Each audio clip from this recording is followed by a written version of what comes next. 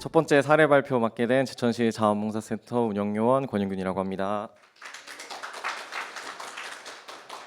사실 제가 첫 번째인지 이 현장에 와서 알게 돼가지고 긴장이 좀 많이 되는데 아까 포춘 쿠키에 여유로운 마음을 갖고 조급해하지 말라는 메시지가 나오더라고요. 누군가 나한테 일부러 준 것처럼 그렇게 메시지가 와서 다소 여유로운 마음으로 해보겠습니다. 일단 저희 제천은 다문화 이주민들의 지역사회 참여 봉사라는 주제로 진행을 하게 되고요. 순서로는 제천시 인구 감소 현황과 이제 그에 따른 이주민 지원 정책을 펼치고 있습니다. 그래서 서론으로 간단하게 소개드리고 여기서 우리 센터가 할 수 있는 역할과 또 목표는 무엇이 있을까, 어떤 지점을 고민했는지 공유드리고 고려인 분들 이제 앞서 말씀드리겠지만 고려인 분들이랑 원주민 분들이 코리안 가족봉사단이란 이름으로 발대식을 거쳐서 지금 활동을 하고 있는데요. 어떤 활동을 하고 있는지 소개를 드리고 이제 원주민과 이주민들이 그 속에서 어떤 관계 맺기를 형성을 했는가, 또 앞으로는 어떤 관계를 맺으면 좋을까를 설명해 드리겠습니다. 일단 제천시 인구 감소 현황인데요. 제천시는 그 40여 년 동안 13만 명대를 계속 유지해 오던 지자체였습니다. 근데 올 초부터 13만 명대가 이제 벽이 추락해서 이제 전월 대비 342명으로 감소한 12만여 명으로 감소가 현재도 진행 중인 상황이고요. 초고령 사회가 이제 전체 인구의 20%가 65세 이상인 경우에 초고령 사회라고 하더라고요. 근데 제천은 25.9%라는 비율을 차지하고 있고요. 이에 따라서 이제 최근 5년 새에는 직접적인 생산을 할 수 있는 20세에서 57세 노동 인구가 급격히 감소하는 추세에 맞닿았습니다. 해서 시에서는 이제 인구 정책의 어떤 기조의 전환이 필요하다라는 의견으로 위에서 말씀드렸던 물리적인 인구의 증가가 아니라 우리 주변에 있는 이제 유동 인구나 생활 인구가 증가할 수 있는 정책을 펼쳐야겠다라는 의미의 최근에 외국인 및 동포 이주 정책 시행을 본격화하고 있습니다. 해서 보시면은 지금 우즈베키스탄, 러시아, 카자흐스탄 등 중앙아시아 쪽에서 오신 고려인들이 이제 이주 신청이 저희가 사업을 시작한 게 4월 달인데 그때 기준으로 해서 이제 136명이 이주 신청을 하셨고 4월 기준으로 76명이 이주를 완료한 상황입니다. 여기서 센터의 역할과 이제 목표는 무엇일까라는 걸 먼저 고민을 하게 됐는데 시에서 지원하고 있는 정책은 이제 이들에게 취업을 연계해주고 단기 거주 시설을 또 재동포 지원센터라는 시설을 이제 건립을 해서 그쪽에서 4개월간 이분들이 거주할 수 있게 생활 환경을 마련을 해 주시고 계시고요. 또 이제 단기 거주 시설에서의 어떤 거치가 끝나더라도 장기 주거 시설이나 또 임대주택을 연계하는 그런 지원 정책을 펼치고 있고 지금 3개의 식료품점, 음식점, 뭐 생활용품점 이런 3개 점포를 창업 맞춤으로 지원을 해주고 있는 상황이고요. 정착 교육으로는 매주 일요일마다 이제 한국어 교실을 마련해서 고려인 분들이 한국어를 좀 더 배울 수 있게 이런 재정적이고 정책적인 지원을 해주고 계십니다. 근데 여기서 이제 센터가 무엇을 할 수 있을까를 생각을 해보면 아무래도 이제 원주민과 조화로운 공존을 하는 게 주안점이 될 것 같다라고 해서 좀 세부적으로 보자면 이제 원주민과 이주민이 상호 소통할 수 있는 기회를 센터에서 많이 마련하는 게 좋을 것 같다라는 생각이 들었고 그리고 이분들이 이제 초기 적응이 어려운 분들이기 때문에 자원봉사를 함으로써 이제 지역 사회에 내가 일조를 할 수 있다 이런 역할을 주는 게 좀 중요하다고 생각을 했습니다. 그래서 이런 과정에서 소속감을 부여를 할 수 있다라는 생각이 들었고요. 또 이분들은 정책적으로 좀 수혜자라는 어떤 그런 개념이 좀 저희한테는 강했어요. 그래서 이주민들이 제천에서도 주도적인 역할을 할 수 있다라는 것을 센터를 통해서 말씀을 드리고 싶었고, 또 앞서 말씀드린 것처럼 좀 지역 사회에서 벌어지고 있는 초고령 사회나 인구 감소 등의 문제에 대해서 좀 관심을 유도할 수 있는 그런 센터 역할이 됐으면 좋겠다. 그리고 마지막으로 이제 상호 소통을 하면은 지속적인 그 라포 형성을 통해서 이분들에게 안정감을 줄 수 있으면 좋겠다라는 생각을 하였고요. 해서 이 상생과 공존을 통한 정서적 지원을 센터에서 마련을 하겠다라는 목표를 수립하게 됐습니다. 해서 활동 현황을 사진으로 간단하게 준비했는데 맨 왼쪽에는 이제 아까 말씀드린 것처럼 코리안 가족 봉사단이 이제 발대식을 진행하게 돼서 뭐 시장님께서도 방문하셔서 이날 원주민 가구 6가구, 이주민 가구 6가구에서 총 12가구가 발대식을 가졌고요. 두 번째 사진은 이제 오전에 저희가 소극장에서 공연하시는 강사님을 초빙해서 언어에 대한 소통 문제를 좀 극복하기 위해서 바디랭귀지를 통한 뭐 그 거울놀이라고 하는데, 우리가 뭐 아침에 일어나서 양치질을 하고 세수하고 옷을 입고 출근하는 그런 거를 모션으로 이제 하면은 상대방이 그 모션을 따라하면서 이들이 언어로는 통하지 않지만 이게 생활하는 게 우리랑 크게 다른 바가 없구나를 느낄 수 있는 시간을 갖게 되었고, 오후에는 이제 심층적으로 본인들 이제 자기 소개를 하시면서 뭐 향후에 바라는 활동이나 내가 이 활동을 위해서 어떤 재능을 갖고 있는지 또 어떤 역할을 할 수 있는지 이런 시간을 갖는 자리를 마련했습니다. 다음은 6월 활동인데요. 저희가 이제 앞서 제가 말씀 못 드렸는데 월에 이제 1회기씩 주기적인 활동을 갖게 되었어요. 그래서 6월에는 이때가 단오를 이 다음 날이 단오였던 것 같은데, 단오라는 그 한국 명절에 대해서 이제 고려인 분들에게도 설명을 드리고 좀 우리가 한민족이라는 거에 대해서 앞서 설명하는 시간을 갖고, 그 다음에는 이제 단오에 먹는 뭐 전통 간식을 함께 만들어 보면서 단순히 만드는 것에서 끝나지 않고 이제 지역 사회에 계신 노인복지시설에 함께 전달하면서 쑥개떡 나눔을 하는 자리를 가졌습니다. 7월 활동에는 이제 제천에 있는 명소를 함께 알아보는 시간이었는데요. 국립제천치유의 숲과 청풍호반 케이블카라고 해서 좀 관광객들이 많이 가거나 이제 고려인 분들도 내가 제천에 살면서 이런 명소가 있었구나라는 거를 좀 알려드리면서 그 속에서 또 제가 다음에 설명을 드릴 텐데 그 속에서 원주민과 이주민이 좀 관계 맺는 어떤 활동의 수단이 될 수 있도록 하였습니다. 다음은 이제 가장 최근에 했던 8월 활동인데, 그 앞에 쑥개떡 만들기를 했듯이 이제 고려인 분들도 전통 그런 문화가 있으시더라고요. 김치를 우리가 배추랑 무를 활용해서 만들듯이 중앙아시아 쪽에선 당근이 많이 나와서 예로부터 좀 당근을 활용해서 당근 김치를 실제로 드셨다고 해요. 기름진 음식이랑 좀 궁합이 잘 맞고 해서, 그래서 이번에는 이제 고려인 분들이 좀 주도해서 하는 활동을 해보면 어떨까 해서 당근김치를 만들어서 이제 가장 오른쪽에 있는 사진, 아까 방문했던 노인복지시설에 또 나눔을 하는 좀 지속적인 봉사활동이 될 수 있게 연계를 했던 활동입니다.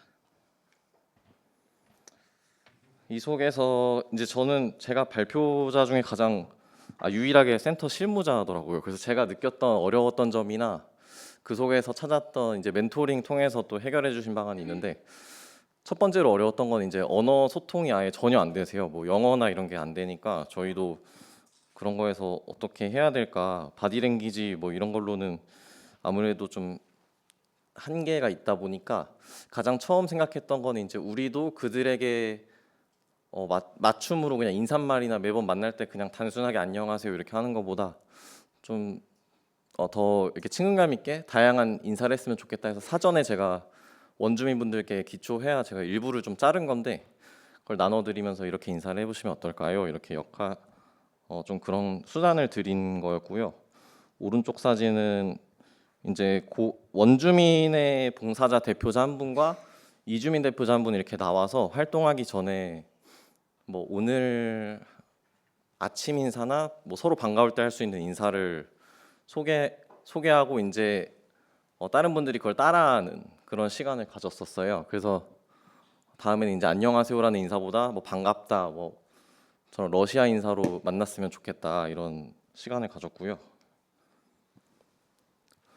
이거는 이제 친밀감이 좀 강화됐으면 좋겠다라는 생각이 있어서, 이거 강하라 과장님께서 아이디어 주셨던 내용인데, 그 퍼즐 조각을 활용해서 이제 사전에 가정마다 퍼즐 조각을 나눠드리면 이제 사전에 활동하기 전에 조편성을 간단하게 하는 것보다 나와서 그 퍼즐 조각을 맞춰보고 이제 언어로서 그냥 소통해서 조편성하는 것보다 이런 수단으로서 친밀감을 강화하는 시간을 가졌습니다.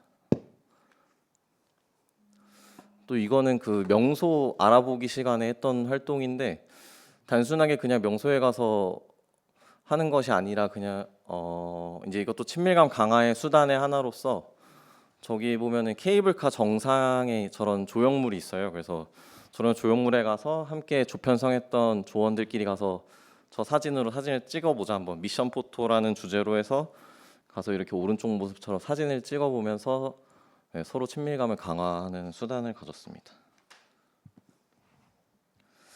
그래서 이제 관계 맺기에 대해서 앞으로의 활동에 대해 고민을 해봤는데 봉사자가 주도하는 활동이 될 수 있도록 하는 게 좀 주안점을 둬야 된다고 생각을 했습니다. 이게 쑥개떡 나눔이나 당근김치 나눔에서 저희가 만든 프로그램에 이들이 참여하는 게 아니라 좀 더 주도적으로 활동을 해서 이분들이 지역사회에서 할 수 있는 역할을 맡아서 이제 주도적으로 할 수 있게끔 해야겠다라는 생각이 들었고요.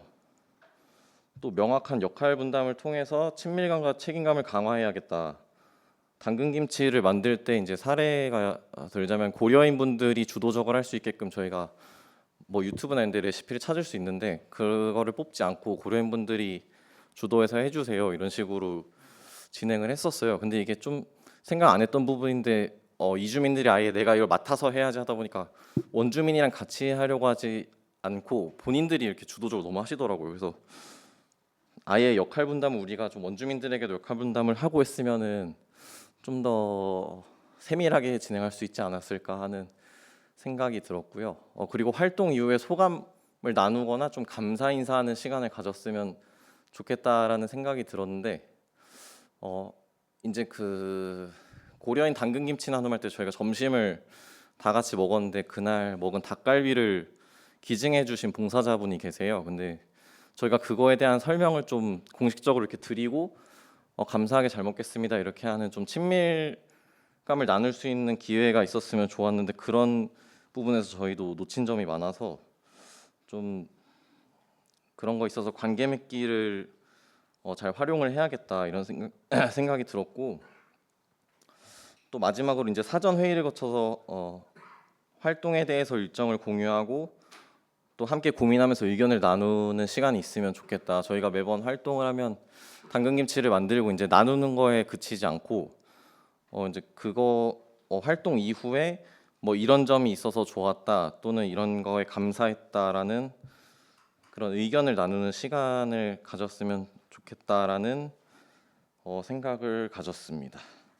해서 9월엔 저희가 화합 한마당이라고 해서 이제 제천 시민들과 함께하는 화합 한마당이란 주제로 9월 말쯤에 이제 활동을 하려고 하는데 이때는 고려인들이 체험할 수 있는 부스를 운영을 하려고 하는데 이걸 위해서 이제 사전 회의를 거쳐서 좀 그들이 좀 더 주도적으로 활동할 수 있는 계기를 마련하고자 합니다.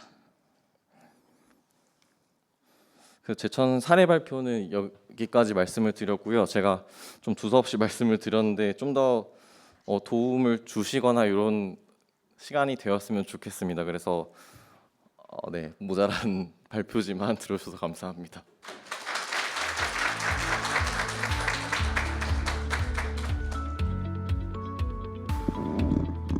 네, 제천시는 이제 사례 드렸다시피 이주민을 환대하는 지역의 문화를 형성하는 프로젝트를 추진하고 있습니다. 이제 실무자로서 어려운 점을 이제 다양한 방법을 통해서 해결하는 부분들이 실무자들에게 좀 와닿았을 것 같은데요. 네, 권영규 선생님 발표 잘 들었습니다.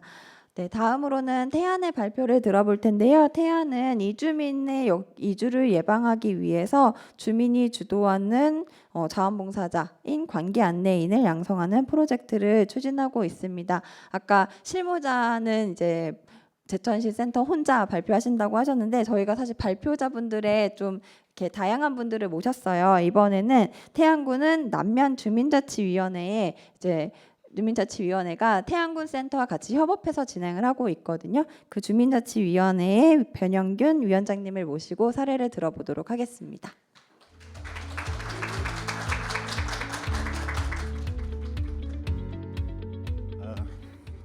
제가 좀 키가 많이 큰 것 같네요. 네, 여러분 반갑습니다. 저는 태안군 남면 주민자치위원장 맡고 있는 변영규라고 합니다. 먼저 저희 태안군에 대한 설명하기 전에 오늘 저를 이 자리에 있게 해주신 우리 태안군 자원봉사센터에 계시는 모든 분들께 먼저 감사하다라는 인사를 좀 드리고 싶습니다. 생각한 것이 현실로 이루어질 때의 그 행복감이란 정말 이루 말할 수가 없었습니다. 그 사례를 설명을 드리도록 하겠습니다. 저는 먼저 이 자리에서 여러분들께 크게 5가지로 좀 이야기를 나눠서 말씀을 좀 드리도록 하겠습니다. 첫 번째, 태안군 남면에서 성공적으로 어떻게 이주를 했는지에 대한 제 개인적인 이야기를 좀 나누겠고요. 두 번째는 우리는 왜 관계 안내인을 시작하게 되었는가? 정말 중요합니다. 세 번째, 관계 안내인은 현재 남면에서 어떤 의미로 남아 있는가? 앞으로 어떻게 남을 것인가에 대한 이야기를 나누겠고요. 네 번째로는 지금까지의 관계 안내인을 준비하면서 여러 가지 과정들이 있었습니다. 이 부분을 짧게 설명드리겠습니다. 마지막으로는 앞으로 우리 남면의 관계 안내인이 어떻게 갈지에 대한 방향에 대해서 설명드리도록 하겠습니다. 좀 제가 잘 못하더라도 여러분들 좀 이해를 해주시고요. 좀 재밌게 풀어가도록 하겠습니다. 여러분들 안내 이전에 말씀 전에 먼저 한 가지만 좀 말씀드리겠습니다. 충청도 말에서 그려라고 하는 말이 무슨 말인지 아십니까? 그려. 우리가 그렇다 아닙니다. 충청도 말에서 그려는 그럴 수도 있고 그렇지 않을 수도 있다. 자, 이 말을 하면서 이야기를 시작하겠습니다. 이 말을 왜 드리냐면 좀 이따 이것이 왜 필요한지에 대한 이야기가 나옵니다. 저는 사실은 충남 태안 사람이 아닙니다. 저는 태안에 살기 위해서 강원도에서 내려온 사람입니다. 원래 저는 강원도 사람이었고요. 강원도에서 태어났습니다. 어릴 적 운동을 잘해서 서울로 올라가서 학교를 다녔습니다. 그 이후에 다시 강원도로 내려오게 돼서 강원도 강촌에서 숙박업을 하게 됐습니다. 정말 열심히 잘 살 줄 알았는데 2015년도 여러분들 기억하실지 모르겠습니다만 강화도 화재 사건으로 5명이 사망하는 가슴 아픈 일이 있었습니다. 여러 가지 일들이 있다 보니까 숙박업들이 많이 힘들어지기 시작을 했고요. 저는 이거에 대한 돌파구를 어떻게 찾을 수 있을까라고 고민하던 중에 충남 태안을 제가 다시 살아갈 수 있는 제2의 고향으로 삼고 내려오게 됐습니다. 이때가 2015년도입니다. 저는 여기 내려와서 어떻게 하면 이분들하고 내가 친해질 수 있을까? 정말 알지 못하는 그려라는 뜻이 무슨 뜻일까? 고민을 하기 시작했습니다. 이분들은 주로 어업과 농업을 함께 하시는 분들이 충남 태안에는 많이 거주하고 계십니다. 특히 제가 있는 남면은 더합니다. 그런데 저는 오로지 관광업을 하러 온 사람이었습니다. 그러다 보니까 이분들하고의 거리감이 정말 쉽지 않았습니다. 이분들 생각할 때는 그저 단순하게 돈을 벌러 온 사람, 사람들 많이 데리고 오는 사람, 쓰레기 버리고 가는 사람, 이렇게 인식을 할 수밖에 없었던 것 같습니다. 저는 이분들하고 어떻게 하면 친해질 수 있을까 고민을 하다가 아주 기가 막힌 생각을 했습니다. 그게 뭐냐면 강원도 춘천하면 유명한 게 뭔지 아시죠? 닭갈비. 그래 이거다. 그때부터 저는 강원도를 갔다 내려올 때면 닭갈비를 사가지고 내려왔습니다. 길을 지나가다가 마을분만 계시면 차를 세우고 안녕하세요, 저 요 밑에 있는 누구인데요, 닭갈비 좀 드세요라고 하면서 닭갈비를 드리기 시작을 했습니다. 처음에 한두 번은 그냥 받아가시던 분들이 도대체 저놈은 누굴까라는 생각으로 저를 보기 시작을 했고요. 그렇게 저는 1년, 2년 닭갈비를 돌렸습니다. 많이 썼습니다. 제 기억으로 한 200kg 정도는 돌리지 않았을까? 그렇게 하면서 단순하게 여기서 끝내지 않고 저는 어떤 거를 하기 시작을 했냐면 강원도 사람들은 자기 집 눈은 자기가 치웁니다. 마을에서 다 못 치워주니까. 충남 태안이 여러분들 아시지만은 예전에 오일 피해도 있었습니다만 참 많은 쓰레기가 밀려오는 바다이기도 합니다. 그래서 생각한 것이 내 집 앞 쓰레기는 내가 치우자. 그래서 조그만 굴삭기를 하나 샀습니다. 그래서 면허를 따고 그 굴삭기를 들고 들어가서 내 집 앞 쓰레기를 제가 치우기 시작을 했습니다. 그렇게 역시 1년, 2년 하다 보니까 지역 주민들이 굴삭기를 파고 있으니까 시원한 물도 갖다 주시기도 하고, 저 위에 큰 밧줄이 있는데 저것도 좀 빼줘 하시기도 하고, 이러다 보니까 저는 자연스럽게 마을 사람이 됐습니다. 이렇게 제가 노력한 것도 있지만 마을 사람들이 저를 받아주시기 시작을 했고 그분들의 마음이 열리면서 그때서 그 그려가 무슨 뜻인지 알기 시작을 했습니다. 그려. 참 쉽지만 어려운 얘기였습니다. 그때 저는 여기서 끝나지 않고 이 기회로 마을 사람들하고 더 친해져야 되겠다라고 생각이 들어서 저는 1년에 2회 정도 우리 마을 주민들과 함께 식사를 합니다. 제가 개인적으로 어머님들에게 5월 8일 되면 짜장면도 선물하기도 하고요. 복날이 되면 저는 돈만 벌고 가는 사람이 아니라 여기에 살러 온 사람입니다라는 마음으로 삼계탕을 대접하기도 합니다. 그렇게 시간이 지나다 보니까 마을 분들이 저에게 정말 마음을 열어주셨고요. 그래서 10년이라는 시간이 지났습니다. 그 10년 만에 저는 태안군 남면의 주민자치위원장과 지역사회 보장협의체 위원장을 겸직하게 됐습니다. 그렇죠.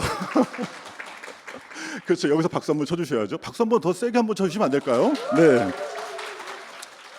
자, 이렇게 저는 잘 적응하며 열심히 살았습니다.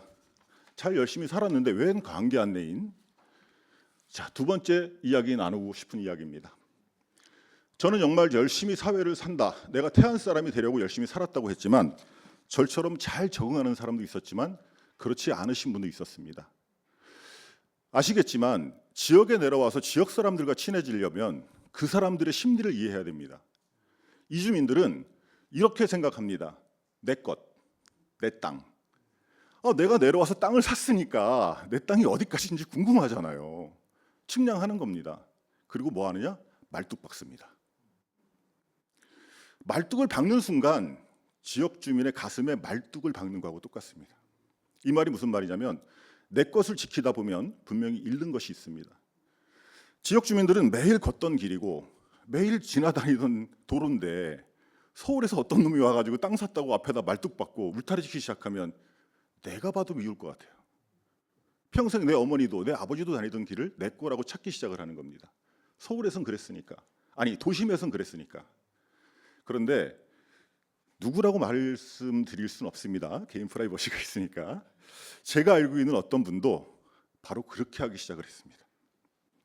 시골에 내려와서 말뚝 박으면 끝난 겁니다. 시골에 내려와서 내 거라고 주장하는 순간 벌써 그거는 이주민과 원주민의 싸움이 시작됐다고 생각하시면 됩니다. 저처럼 내 건지 아닌지도 모르게 살았던 사람이 있는가 하면 저같이 생각 안 하는 사람도 있었다는 거죠. 그래서 고민을 하기 시작했습니다. 저 사람이 좀 잘 살았으면 좋겠는데 나처럼 닭갈비 200kg는 아니더라도 한 20kg 정도라도 갖다 주고 어떻게 좀 잘 지냈으면 좋겠는데 라고 생각을 했는데 그분이 너무 힘이 드니까 밤 9시도 좋고 10시도 좋고 전화를 하시는 거예요. 좀 도와달라. 너무 힘들다. 나중에 그분하고 이야기를 해봤더니 역시 제가 했던 대로 말뚝을 박았습니다. 그래서 이분의 일을 겪으면서 어떻게 하든 간에 두 사람의 관계를 돈독하게 해드리려고 무던히도 많이 노력을 했습니다. 저뿐이 아니라 저희 면에 계시는 면장님, 또 부면장님, 산업계장님, 또 뒤에 계시는 우리 주민자치위원들도 열심히 했습니다만 정말 힘들었습니다. 왜냐하면 그분이 잘못했던 게 하나 있습니다. 또 말합니다. 그려를 잘못 알고 계셨던 겁니다. 어머님 저기 좀 친해지니까 어머니 저 농기구 좀 잠깐 갖다 써도 될까요? 그려. 쓰라고 그랬구나. 가져왔더니 누가 가져갔냐. 그려라고 하셨잖아요. 그려라고 했지 너 쓰라고 하신 건 아니지 않느냐. 이렇게 되는 겁니다. 이게 말을 잘못했다가 아니라 그 사람들이 생각하고 있는 생각을 같이 해줬어야 된다. 땅에 말뚝 박는 것도 중요하지만 그것보다 먼저 할 것은 마을 사람이 되려는 마음을 먼저 열어야 되는 게 아닐까라는 생각을 하게 됐고요. 그래서 생각했습니다. 어떻게 하면 좋을까? 저 옆에 빨간색 마크가 하나 보입니다. 해병대. 저는 해병대 출신입니다. 그래서 군 생활을 좀 힘들게 했습니다. 저희 해병대는 어떤 게 있냐면 선도병 제도라고 하는 게 있습니다. 선도병 제도. 이게 뭐냐면 군 생활을 너무 못하는 막 들어온 갓 들어온 일등병이 실무에 딱 배정을 받으면 상병이나 병장, 군 생활을 잘한 선배들이 그 사람을 선도합니다. 이놈 탈영 못하게, 이놈 새끼 엉뚱한 생각 못하도록 수시로 체크해주고 어려운 게 있는지 힘든 게 있는지 그 친구가 1등병을 달 때까지 관리를 해줍니다. 이게 바로 선도병 제도입니다. 이 선도병 제도와 함께 제가 강원도에 서울서 살다 내려갔을 때의 경험을 토대로 그래, 우리 태안군 남면에서도 선도병 제도처럼 누군가를 위해서 잃기 살고 있던 사람들이 새로운 이주민을 멘토링 해준다면 좀 어려운 일 없이 사회에 잘 적응할 수 있지 않을까라는 생각을 하게 됐습니다. 그런 생각으로 어렵게 고민을 하던 중에 우리 뒤에 계시는 태안군 자원봉사센터의 윤수진 씨를 만나게 됐습니다. 윤수진 씨 잠깐만 좀 얼굴 한번 보여주시겠어요? 저분이십니다. 뒤에 지금 저 유튜브 보시는 분들은 안 보이시겠죠? 예, 나중에 필요하신 명함 사진 하나 올려드리겠습니다. 저희 태안군의 정말 소중한 자산입니다. 윤수진 씨를 만났고요. 그 윤수진 씨를 만나서 바로 이것이 현실이 됐습니다. 저희가 원했던 바로 이 관계 안내를 시작하게 됐습니다. 다시 한번 우리 태안군 자원봉사센터 윤수진 씨 너무 감사합니다. 자, 그러면 과연 이렇게 시작한 자원봉사센터와 협력해서 한 바로 이 관계 안내인이 우리 태안군에는 어떤 의미로 남아 있을까? 어떤 의미가 될까? 여러분들 혹시 아십니까? 관광객, 우리 태안군은 관광 도시이기도 합니다. 예, 아시지만 아주 저녁 선셋이 예쁘고요.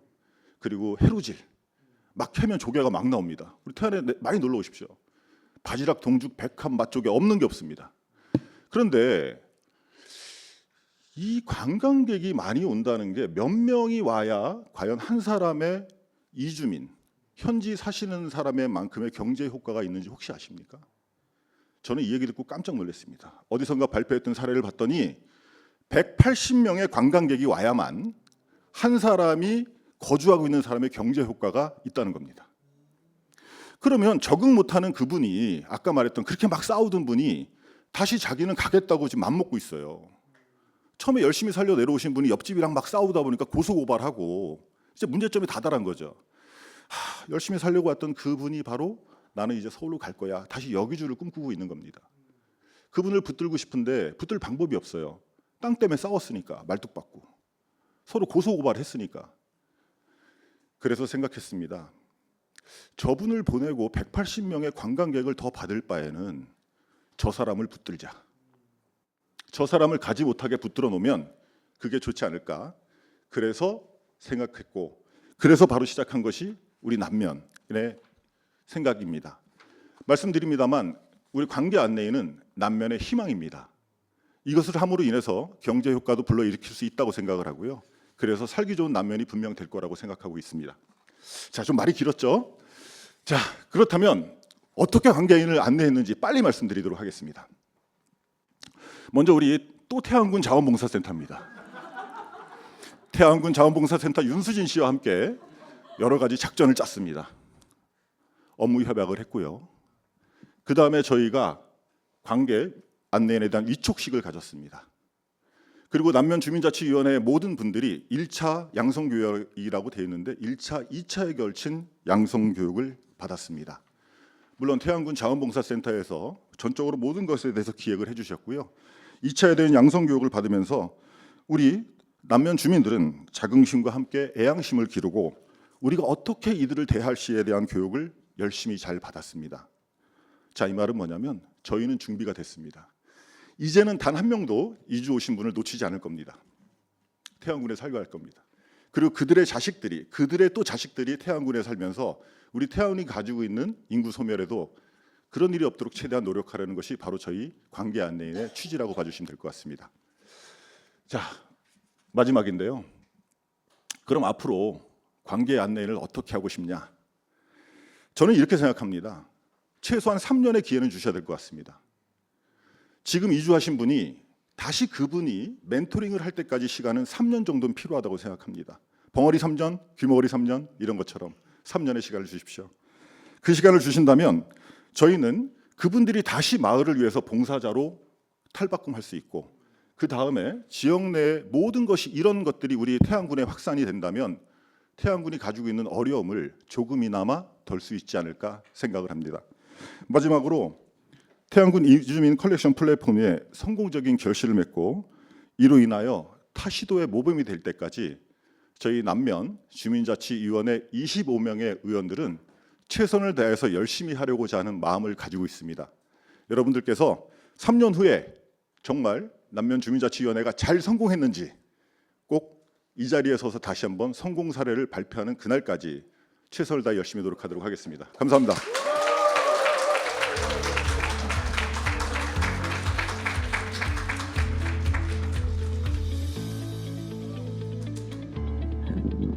네. 윤수진 선생님과 변영규 위원장님의 관계가 저희가 생각하는 협업의 이상적인 모델이 아닐까라는 생각이 듭니다.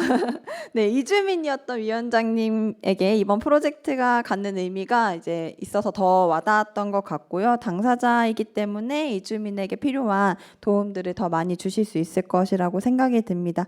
위원장님의 말씀처럼 저희가 3년 동안 지켜보도록 하겠습니다. 네. 그 세 번째로는 고창군의 사례를 들어볼 텐데요. 고창군은 이제 마을 주민들이 공동으로 사용하는 공간을 자원봉사자분들이 정비를 해서 활력 증진에 기여하고 이제 그 네트워크 구축을 해 나가는 사례입니다. 저희 이번에는 저희 멘토님을 그 고창군 자원봉사센터를 지원해주고 계시는 멘토님을 모실 거고요. 낙수정 샛들마을 도시재생 현장지원센터장님 문요한 센터장님을 모시겠습니다. 네, 소개받은 문요한입니다. 저는 현재 지금 고창군 이 스케일업 프로젝트의 멘토를 맡고 있고요. 간단하게 설명을 좀 드리도록 하겠습니다. 사업 개요, 추진 경과 그리고 이 사업을 하면서 여러 가지 시사점들이 있더라고요. 그리고 그다음에 향후 계획까지 말씀을 드리겠습니다.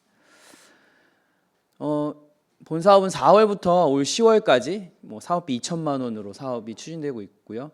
문제 정의는 다른 지역하고 마찬가지입니다. 인구가 줄어들고 있고요. 또 이제 줄어드는 원인이 저출산도 있지만 인구가 많이 유출되는 문제가 있어서 지역 공동체가 활력이 저하되고 있다. 그리고 농촌 지역의 가장 큰 문제인 빈 공간을 어떻게 할 것이냐라고 하는 문제가 있어서 거기에부터 출발을 좀 했습니다. 저희 목표는 민관 협력을 통한 지속 가능한 정책 연계형 협업 모델 구축입니다. 저희가 뒤에 설명을 드리겠지만 지역 사회에서의 문제는 한 가지로만 해결되기는 굉장히 어렵습니다. 그래서 민간과 행정과 잘 연계돼서 어떻게 하면 이 모델을 만들 수 있을까 하는 것을 고민하고 있습니다. 지금까지 총 4번의 멘토링은 4번 했고요. 제가 없어도 알아서 잘 모이시고 계셔서 회의를 좀 많이 하고 계신데요. 저희가 이제 첫 번째에 이 사업을 제안하신 게 고창군 자원봉사센터가 아닙니다. 고창군 자원봉사센터는 이 사업이 있습니다라고 이렇게 지역에 자원봉사를 하시는 분들한테 이렇게 알려드렸어요. 그랬더니 지역에서 자원봉사 하시는 분들이 335 또 모이셔서 우리 이 사업으로 이런 걸 좀 해보면 좋겠어요라고 역으로 제안을 하신 거고 그걸 잘 다듬어서 우리 조정미 사무국장님이 잘 다듬어서 센터에 이렇게 제안을 해 주셨습니다. 그래서 이제 제가 가서 이걸 어떻게 하면 잘 본 사업의 취지에 맞게 제가 작년에 이 사업에 대해서 초기 모델을 같이 고민을 했었거든요. 그래서 그 모델 중에 하나로 정책 연계형이라고 하는 걸 만들었는데 이걸 고창군하고 이렇게 매칭시키면 좋겠다 이런 생각이 좀 들었습니다. 그래서 이제 정책 연계형 모델로 저희가 선정을 했고요. 그러다 보니 이제 이게 좀 자원봉사 센터 혼자만이 할 수 있는 일이 아니었습니다. 그래서 처음에는 우리 사무국장님한테 여기도 와야 되고 여기도 와야 되고 여기도 와야 되고 막 와야 됩니다. 막 이렇게 말씀을 드렸어요. 그랬더니 우리 사무국장님이 그 일을 제가 다 어떻게 하죠? 라고 말씀을 처음 하셨어요. 이게 우리 모든 센터들이 겪고 있는 문제죠. 한정된 인원으로 너무 많은 일을 벌려야 되니까 되게 어려운 상황인데요. 그래서 제가 이제 말씀드리기를 그렇게 고민하지 마시고 이 사업을 제안하신 분이 자원봉사센터에서 함께 일하시는 자원봉사자들이니까 그분들이 일할 수 있게 센터는 매개자 역할만 해주시면 좋겠다라고 하는 것을 말씀드렸고 그래서 그럼 매개자는 뭘 해야 되냐? 공문 보내주시고요. 한쪽에서 회의할 수 있게 회의 자리 만들어주시고 전화해주시는 일만 하셔라. 그럼 나머지는 모이신 분들이 알아서 할 수 있게 그걸 조직화하면 그걸로 센터의 일은 다 끝난다. 라고 말씀을 드렸어요. 그래서 초기에는 조금 어떻게 해야 되지 되게 고민 많으셨는데 그걸 이제 조금씩 방향성을 찾으시면서 그렇게 일이 되어가고 있습니다. 그래서 보시면 저희가 이제 3차 멘토링 때 고창군 공동체 지원 센터, 그다음에 고창군의 전북 광역 자원봉사 센터도 들어오고요. 그다음에 전북대 한옥마을 캠퍼스가 고창군에 있습니다. 그래서 거기는 주로 1년에 한 120명 정도씩 한옥을 짓는 교육을 1년 동안 받아요. 근데 거기에 이제 내국인도 있지만 외국인도 상당히 많이 와서 교육을 좀 받습니다. 이제 그런 분들이 모여서 같이 그러면 우리가 이제 빈 공간 처음에 이제 집수리만 생각하고 모이셨어요. 그래서 집수리만 어떻게 할까요?라고 고민을 하기 시작했는데 이 멘토인 제가 생각한 건 모여서 집수리만 생각할 것이 아니라, 왜냐하면 이제 이 사업이 2천만 원으로 올해 사업비가 지원되고 내년에 또 지원되리라는 보장이 없습니다. 사실 저는 지원이 안 될 거라 생각해요. 고창군에는. 다른 데는 있겠지만. 그래서 이걸로 올해 한 해 집수리 사업하면 그냥 끝나버리면 사업 연속성도 없으니 지금 각 센터들이나 기관들, 저희 공동체 지원센터나 한옥 캠퍼스가 갖고 있는 예산이 있으면 내놔라. 내년에 이거 같이, 내년뿐만 아니라 앞으로도 계속 할 수 있는 방법을 좀 같이 좀 찾아보자라고 말씀을 드렸더니, 저희 이제 집수리 처음에 이 사업을 제안하신 우리 오세훈 회장님이 계십니다. 이분이 이 사업을 제안하셨거든요. 이분이 이제 집수리 사업을 이렇게 귀촌하신 분들하고 같이 이렇게 사업단을 꾸려서 이걸 자원봉사로 하고 계신 분이셨어요. 그래서 이분이 또 자기가 갖고 있는 네트워크가 있으시더라고요. 어떤 네트워크냐면 보시면 여기 고창군 농업기술센터, 그 다음에 고창군의 그 주거복지관과 어쨌든 그 인구 감소 이런 걸 담당하는 부서를 이 회장님 또 데려오셨어요. 그래서 너네 내년도에 이거와 관련된 사업비 있지? 그랬더니 있다고 하고 내놓고, 또 우리 자원봉사 센터 센터장님이 그 고창군이 문화도시라고 하는 그 중간 지원 조직이 있는데 거기를 또 불러오셨어요. 너네 이런 거 할 수 있는 사업비 있지? 내놔. 이렇게 해서 내년도 예산을 이미 한 8,500만 원 정도를 만들어 놓았습니다. 그래서 이제 그런 것들이 1차로 내년도까지 사업이 지속 가능하게 일단은 만들어 두는 거죠. 그래서 이런 부분들을 가지고 저희가 올해만 끝나는 게 아니라 다양한 정책 연계를 통해서 좀 해보려고 고창군은 진행하고 있고요. 또 하나는 이 아까 말씀드렸던 전북대 고창군의 이 한옥 캠퍼스가 만들어지고 지금 계속 수업을 하고 있는데 거기에 일정 부분 고창군이 지원을 합니다. 그러다 보니 그 한옥 캠퍼스를 담당하시는 교수님, 남혜경 교수님이라고 교수님 계신데 그 교수님이 항상 그 학생들한테 하는 얘기가 이거예요. 우리가 여기서 수업 받을 수 있는 건 고창군 때문이다. 그러니까 우리가 갖고 있는 재능을 고창군에 반드시 기여해야 된다. 특히 그 베트남하고 이렇게 필리핀에서 오는 교육받으러 오시는 분들이 있거든요. 이분들한테 너희가 한국에서 특히 고창군을 지원 받았으니 너네도 받기만 하는 게 아니라 기여하고 가야 된다라고 해서 이제 그동안 몇 번 고창군하고 좀 이렇게 트라이를 해봤는데 그게 잘 안 됐어요. 어떤 일인지는 잘 모르겠지만, 근데 이번에 고창군 자원봉사센터에서 우리 국장님이 노력해 주셔갖고 되고, 또 해서 이제 올해 그 한옥 실습을 하면서 이렇게 만들어진 정자 있거든요. 한옥으로 아주 잘 만들어진 정자, 이거를 저희 사업 대상지에 그냥 기증하는 걸로, 그 돈으로 살리면 한 2-3천만 원 하거든요. 그런 것들로 이렇게 자원봉사 맺고, 그다음에 실제로 이제 여기 보시는 이런 공간, 저희 리모델링 사업을 올해는 이제 할 건데 여기에 그 기술을 학습하신 분들이 와서 같이 고쳐주는 그런 일들을 하려고 합니다. 그래서 보시면 아시겠지만 뭐 2,500, 5,000, 1,000만 원 이런 사업비들을 저희들이 받았고요.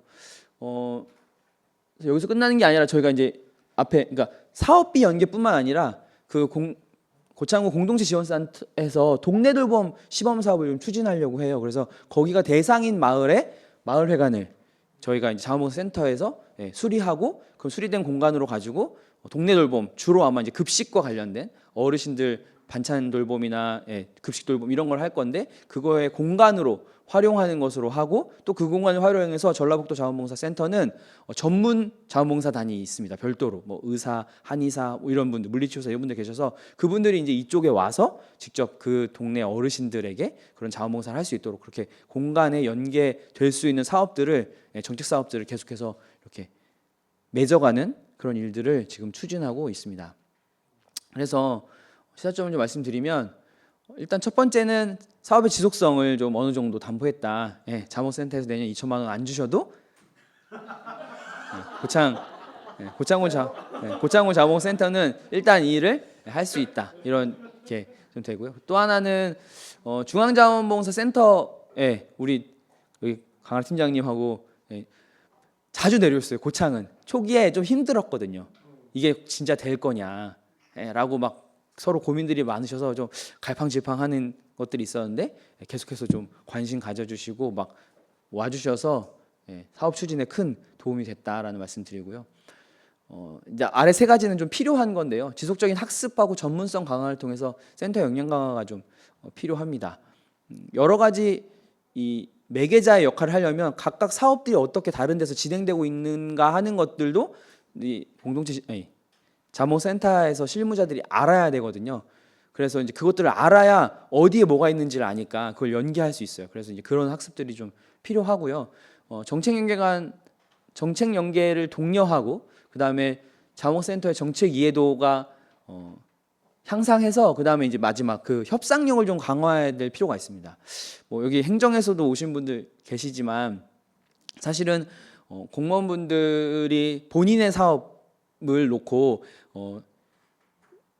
저도 이제 공무원을 해봐서 알지만 자신의 평가를 받을 수 있는 건 내 사업의 내 성과잖아요. 그러다 보니 이 칸막이를 넘어가는 행정이 굉장히 어려운 거죠. 근데 이제 연계하자고 하면 나중에 나오는 이 성과를 그럼 누가 어떻게 할 거냐라고 하는 문제가 이렇게 발생하죠. 그래서 이제 그걸 잘 이건 이렇게 해서 하면 됩니다라고 하는 전문성이 자원센터에 있어야 그걸 연계할 수 있고 제안할 수 있고 마지막 결과도 그렇게 성과를 나눠줄 수 있어야 합니다. 이건 칸막이 행정을 공무원을 뭐라고 할 게 아니라 그럴 수밖에 없는 현상을 우리가 인지하고 그걸 마련해 주는 게 필요합니다. 그래서 이제 그런 것들을 좀 강화해야 될 것 같다. 왜냐하면 올해는 저희가 단순히 이제 집수리에 이렇게 한정돼서 사업을 연계했지만 사실은 여기서 끝나지 않고 사실은 농촌 지역, 도시 지역도 마찬가지지만 연계할 수 있는 사업이 굉장히 많거든요. 그래서 그 굉장히 많은 사업들을 잘 발굴해서 연계하는 것, 이것이 앞으로 지역사회 내에 뭐 이주민을 끌어들이는 것도 마찬가지고 또 하나 앞으로 농촌이 한 개의 직업을 가지고 풀타임워커로 일하기는 굉장히 어려운 구조를 갖고 있습니다. 농업도 이제 기후변화 때문에 뭐 안전하게 할 수 없거든요. 그러다 보니 여러 가지 일거리를 그러니까 엔잡러가 돼야 되는 상황이 농촌 사회에도 발생하고 있기 때문에 이런 정책 사업비들을 지역 사회에서 잘 돌게 하는 역할들을 앞으로는 좀 하셔야 돼서 그런 전문성 강화 이런 것들이 좀 필요하다고 저는 생각이 좀 듭니다. 향후 계획은요. 지금 아까 이제 2개의 마을 회관을 저희들이 수리할 예정이어서 아마 추석 전후로 마무리가 될 것 같고요. 그다음에 이제 집수리만 하지 않고요. 그렇게 수리된 공간을 기반으로 저희가 고창군 자원봉사센터 내에 문화 사업단하고 그다음에 치유봉사단도 있습니다. 그래서 그런 봉사단들이 투입돼서 추가적으로 소프트웨어적인 부분들도 추진할 계획으로 있고요. 아까 말씀드렸다시피 광역 전북 자원봉사센터가 이제 전문가 자원봉사들도 파견해 주시기로 했고 그다음에 이렇게 뭐라고 편말 이렇게 현판식 같은 거 해주시기로 했는데 잘 기억이 안 나는데 그래서 이제 광역과 지역에서 잘 협업할 수 있는 모델을 만드는 것도 저희들의 향후 계획입니다. 제 보충 쿠키에는 뭐라고 나왔냐면 모두에게 주어진 시간을 효과적으로 현명하게 사용하라 이렇게 돼 있어서요. 효과적으로 좀 짧게 말씀드렸습니다. 감사합니다.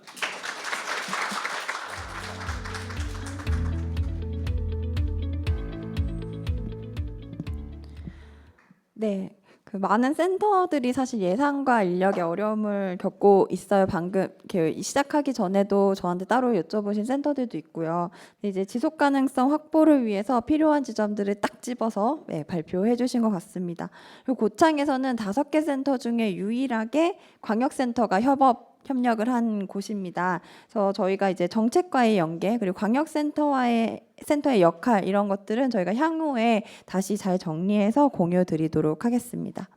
네 번째는 의성군 자원봉사센터를 모시고 얘기를 듣도록 하겠습니다. 의성군은 지역 주민, 청년 자원이 함께하는 체류형 본론 투어를 활동을 진행을 하는데요. 이제 단순 농촌 활동이 아니라 특색 있는 콘텐츠를 가지고 주민과 봉사단에 연결을 하는 활동을 하고 있습니다. 의성군 자원봉사센터의 정명관 센터장님 모시고 이야기를 듣도록 하겠습니다.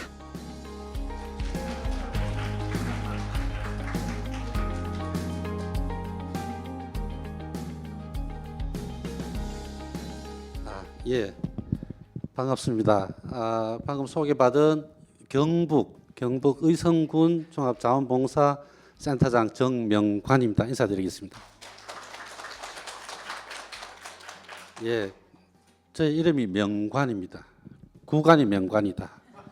예, 명관입니다. 예, 기억해 주시면 고맙겠습니다. 예, 저희는 2024 지역 활력 스케일업 프로젝트 여행 어때, 봉사 어때, 의성 어때라는 제목으로 지역 활력 스킬업 프로그램을 진행을 했습니다. 잠시만, 예. 먼저 순서는 이렇게 보시는 걸로 제가 설명을 드리겠습니다. 이 프로젝트를 하는데 도대체 어떤 문제를 가지고 우리가 다뤄야 될까라는 고민부터 시작을 했습니다. 우리 의성은 의성군은 아주 농촌, 진짜 오리지널 농촌 지역입니다. 그리고 저희가 이제 10년간 인구가 계속 지속적으로 감소되고 전국에서 감소 지역, 소멸 지역 1위라고 했던 지역입니다. 그래서 계속 이제 그래프에 보시다시피 2013년부터 2024년까지 이렇게 인구가 계속 감소됩니다. 지금은 2022년 기준에 5만 186명인데 지금은 4만 9천 몇백 명 정도, 또 5만이 또 무너졌습니다. 저희가 인구 감소가 이렇게 되다 보니까 진짜 의성이 소멸되지 않나 큰 걱정이 되는 지역이기도 합니다. 예, 저희가 이제 인구 현황을 보시면은 2022년 평균 나이가 58.5세입니다. 65세 이상 인구가 48%가 넘습니다. 초고령 사회라고. 예, 그래서 저희가 인구를 보시면은 이렇게 5만이 무너져 있는데 전국에 4년간 귀농귀촌 1위 지역이 경북 의성입니다. 그리고 출생 인구가 1년에 230명 정도 아이들이 태어납니다. 이렇게 전국에서 이렇게 와서 귀농귀촌도 가장 많고 군 지역 중에 인구가 1.4명 평균, 우리 대한민국 평균에 더 높죠. 이렇게 인구가 아이들이 태어나고 있습니다만은 이게 인구 감소를 못 따라가는 게 1년에 한 2,000명 정도 사망합니다. 우리 의성 지역에 장례식장이 7개가 있습니다. 성업을 합니다. 예, 그래서 이게 계속 어떻게 하면 이렇게 인구 감소 부분을 어떻게 인구 증가로 돌려놓을까 하는 것은 저희 어마어마한 숙제입니다.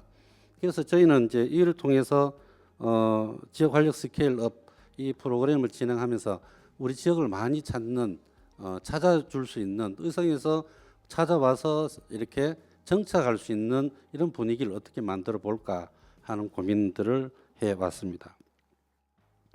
예, 저희가 이제 보시면은 지역 활력의 지수에서는 아주 하위권입니다.